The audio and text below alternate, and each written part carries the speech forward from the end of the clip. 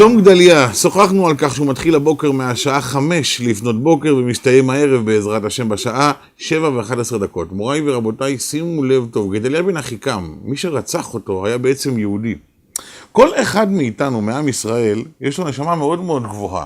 כל יהודי יכול להיות גדול הדור או הקרימינל של הדור. כאשר הקדוש ברוך הוא רצה להסביר לאברהם אבינו כמה ילדים יהיו לו, פעם אחת הוא הראה לו את כוכבי השמיים ואמר לו, כה יהיה זרעך, ופעם אחרת הוא אמר לו, כעפר הארץ. למה הביא האלוקים את הכוכבים הגבוהים כל כך ואת עפר הארץ הנמוך כל כך? אמר האלוקים לאברהם אבינו, יקירי, אתה הולך להקים עם שכאשר הם עולים עד למעלה, וכאשר הם יורדים עד למטה. כאשר עם ישראל עולים, הם טובים יותר מכל האומות, אבל כאשר יש בעם ישראל כאלה שיורדים, הם הופכים להיות הגרועים שבכל האומות כולם.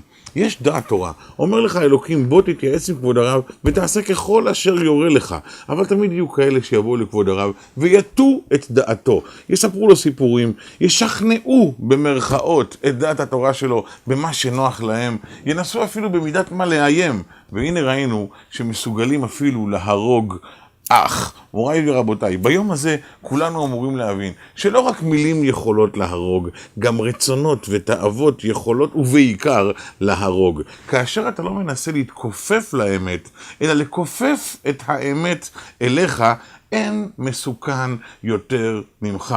מי שמקבל החלטה אישית במהו הצדק ומהי האמת, הוא אותו אחד שמחר הולך לייצר את הצדק ואת האמת שמתאימים לו. הוא האדם המסוכן ביותר. מי שלעומת זאת לוקח את תורת האלוקים, לוקח את גדולי ישראל ואומר להם, אתם שהוסמכתם על ידי האל לומר לנו מה מותר ומה אסור לעשות, אתם הם אלה שתקבעו מהו הצדק ומהי האמת, הוא זוכה להיות הישר והנבון והנכון האמיתי. ברכת הצלחה רבה לכולנו וברוכים תהיו.